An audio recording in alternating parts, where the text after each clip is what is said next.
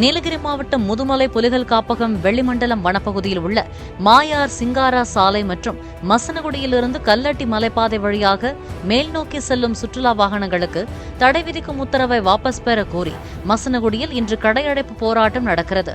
இந்த தடை உத்தரவால் 500க்கும் மேற்பட்ட ஜீப் ஓட்டுநர்கள், 100க்கும் மேற்பட்ட சுற்றுலா தொழிலாளர்கள் மற்றும் கடை வியாபாரிகளின் வாழ்வாதாரம் பாதிக்கப்பட்டுள்ளதாக கூறி கடையடைப்பு போராட்டம் நடக்கிறது.